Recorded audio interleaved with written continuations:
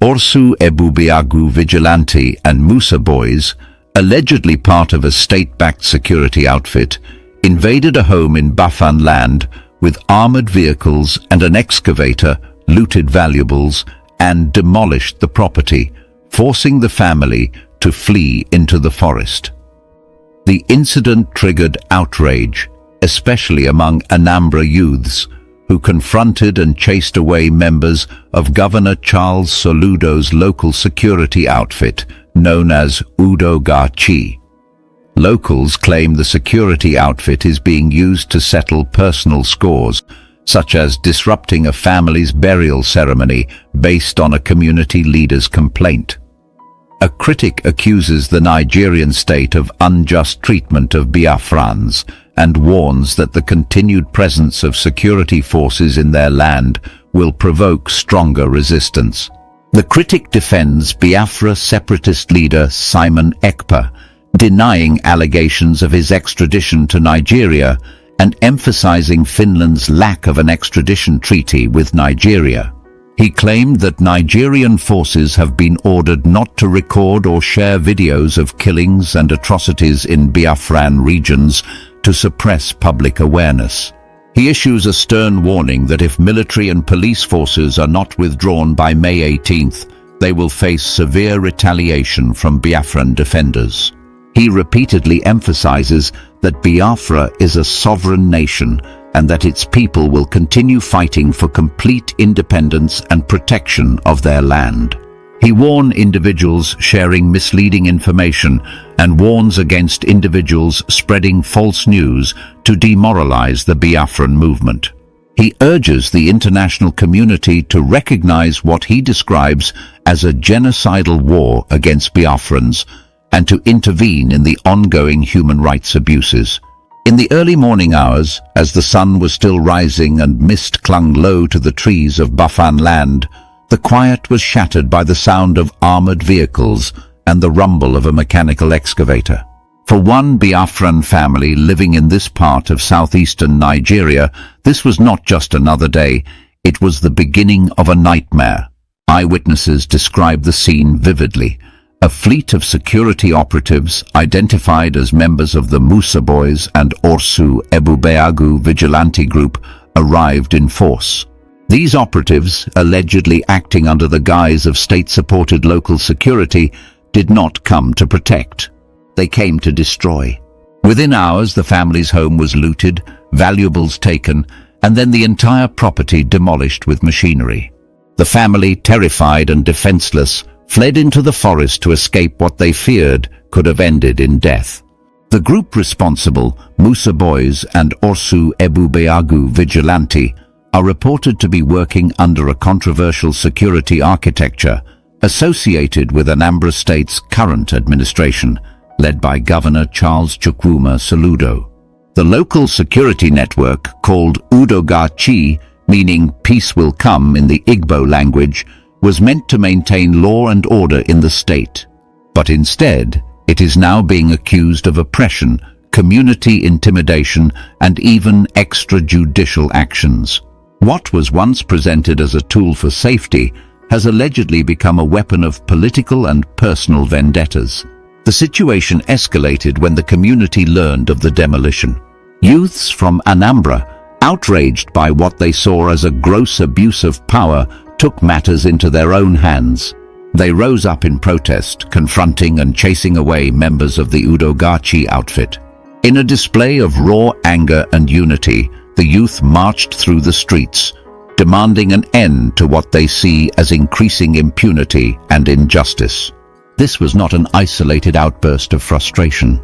Local accounts claim that the attack on the house was motivated by personal grudges rather than any criminal investigation or threat. Apparently, the family had been preparing for a burial ceremony, a deeply significant and spiritual event in Igbo tradition, when a community leader, reportedly at odds with the family, allegedly contacted the security forces to disrupt the event. Instead of resolving community matters peacefully or through lawful means, the burial gathering was treated like a criminal assembly.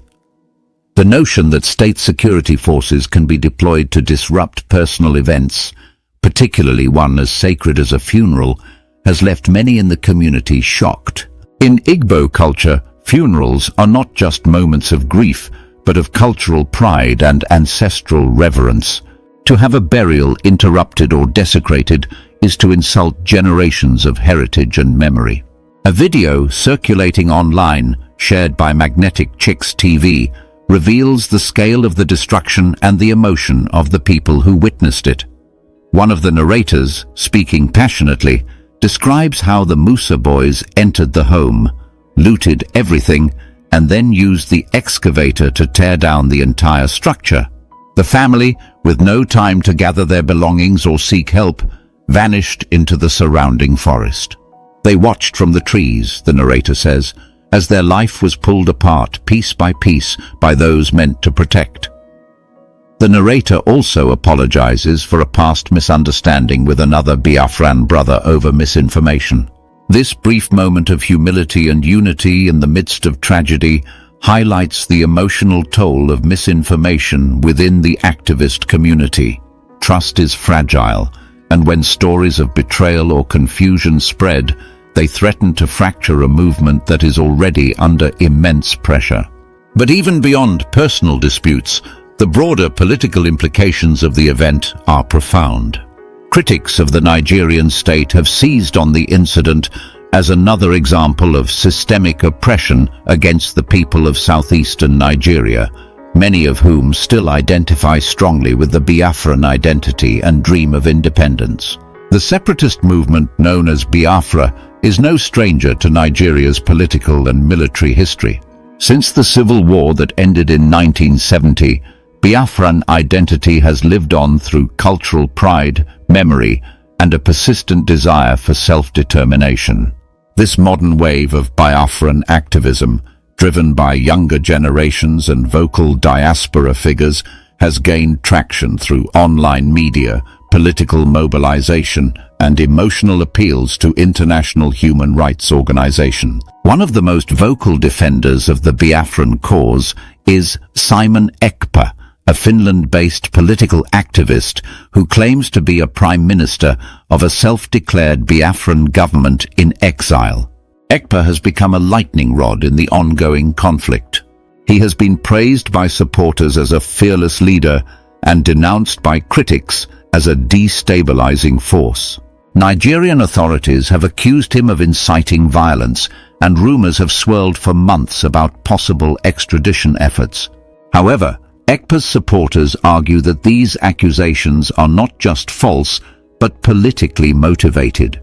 They point out that Finland does not have an extradition treaty with Nigeria and emphasize that no formal charges have been brought against him in any international court. In a statement released through a recent video, Ekpa's camp explained that there are ongoing efforts to portray him as a criminal to silence his influence. Yet, the law and international diplomatic protocols simply do not support such efforts. According to Stephen Cross, another activist featured in the video, the accusations about Simon Ekpa's extradition are fabricated to demoralize Biafran supporters. Cross insists that the European Union would never allow a Finnish citizen to be handed over to a country with a poor human rights record, especially in the absence of a formal treaty. He calls on Biafrans to remain steadfast and to ignore what he refers to as government-sponsored distractions. Meanwhile, the Nigerian state stands accused of a campaign of silence. Ekpa and his supporters claim that the military has been instructed not to record or publish videos of operations in southeastern Nigeria. This alleged media blackout, they argue, is intended to conceal the scale of violence, including the reported killings of civilians and the disappearance of youths. This alleged media blackout, they argue, is intended to conceal the scale of violence, including the reported killings of civilians and the disappearance of youths. The directive, if true, represents a deliberate attempt to suppress evidence and shield perpetrators from public accountability. There is an asymmetric war going on in Biafran land, Ekpa says passionately in his video address. They are erasing our people in silence. They do not want the world to see what they are doing. He makes a stark demand. All Nigerian security forces, including the army, police, and the Udogachi outfit, must withdraw from Biafran territory by the 18th of May. He warns that if they do not, they will be met with overwhelming resistance. The warning is couched in defiant rhetoric.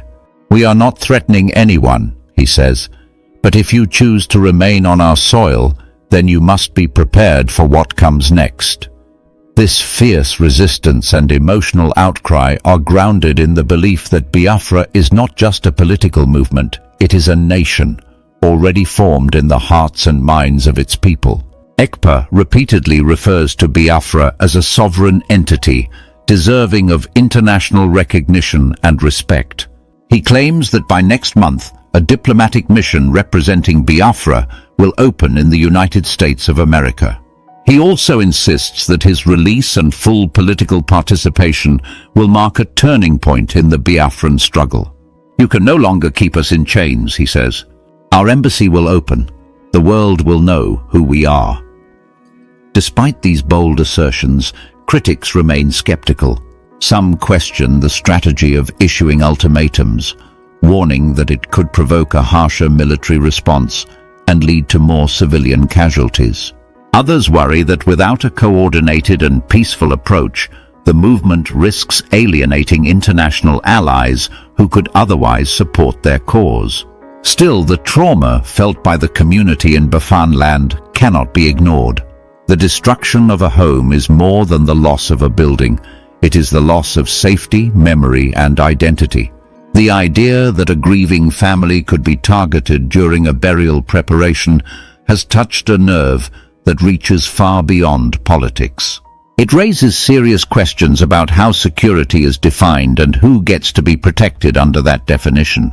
At the heart of this issue is the accusation that security in Nigeria, particularly in the southeast, is no longer neutral. It is seen by many locals as a political weapon used not only to enforce law and order, but also to suppress dissent, punish adversaries, and destroy communities deemed uncooperative. Governor Charles Chukwuma Soludo, an economist turned politician, finds himself at the center of this storm. His efforts to maintain stability in Anambra State are now being overshadowed by growing allegations of human rights abuses under his watch. Calls are mounting for him to address the concerns of the community, to clarify the mandate of the Udogachi security force, and to ensure that justice is served for those whose lives have been upended. As the days pass, the people of Biafran land remain in mourning, not just for what they have lost, but for what continues to be at stake: their future, their dignity, their right to be heard. The voices rising from the forests, from the destroyed homes, and from the streets of Anambra are not just cries of anger. They are pleas for recognition, justice, and peace. Whether one agrees with the methods or the politics of the Biafran movement, it is impossible to deny the pain and fear that lives in the hearts of those affected. The international community is being urged to take notice. Activists are calling for global human rights observers to investigate what they describe as a genocidal campaign. They want the silence broken, the hidden violence exposed, and the people protected.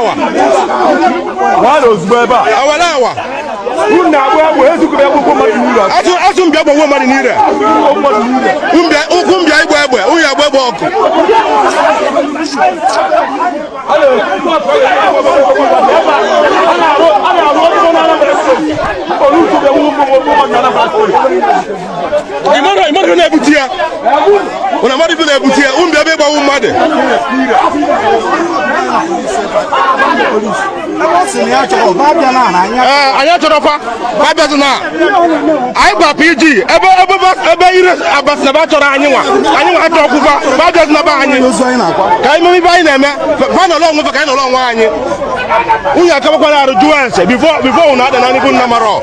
First of all, apologize to one of our brothers that sent me a message yesterday that I spoke to in a way that I'm not supposed to. So bro, I'm very sorry. I didn't know that the message that you saw yesterday was actually misleading, and you sent it to me, and this is excuse me, what you use on your DP. So for that reason, I apologize, because I really understood that you really didn't know what was going on and you needed to find out, but you would have asked me to verify this news. Now, secondly, Biafrans, I want you all to understand that the Nigerian state has not been able to provide any case against our prime minister that they will use to convict him even up to today. Now, what they are trying to do is to see if they can pull this storm so that people will start talking evil against Simon Ekpa, and they will say, oh, look at what the people are saying, that people doesn't want this man to be released. So this is just, but the laws does not work like that in this country. And again, I want to tell the genuine Biafrans that next month is a game changer for the whole Biafrans. Number one is that our embassy will be opened in United States of America next month. Thirdly, our prime minister will be coming out next month. Believe you me. So the Nigerian state knows that the game is over for them. Tinubu's administration, that illegitimate president of Nigeria, knows that the game is over. So that's why he's running hell to scatter. And we're using this opportunity to tell the world that there is an asymmetric war going on in Biafran land.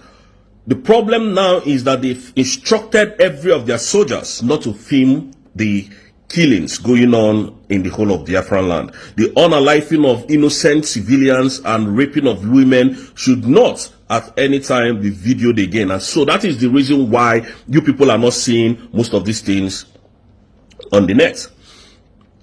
And again, I want to also remind Biafrans that our prime minister has not been convicted of any crime.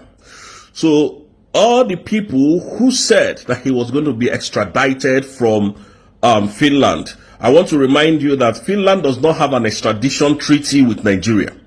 And again, the EU cannot just leave a powerful citizen of Finland to go and suffer in Nigeria just like that, because they see what they are doing to our leader Musa and the Kano. These people are not dumb in the head, so they know. And I want to remind Nigeria once again that you see that man that you kidnapped from Kenya, Musa and the Kano, that nobody is the one destroying Nigeria as we speak.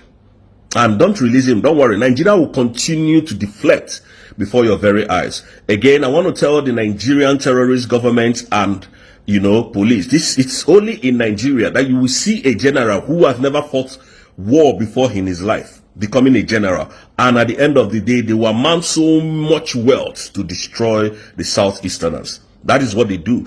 In the north, there is so many insecurities in the north, but you cannot see any checkpoint anywhere in the whole of the north. Please remove your terrorist soldiers, remove your terrorist police, remove all your security outfits in Biafran land as I am speaking. If you remain there until after the 18th of May, I would like to use the word of our prime minister, then you must be a magician. I'm telling you the truth. You must be a magician. You must be a magician indeed. And some of you will come and be asking me, what about the 60 days? Some useless individuals. See, this is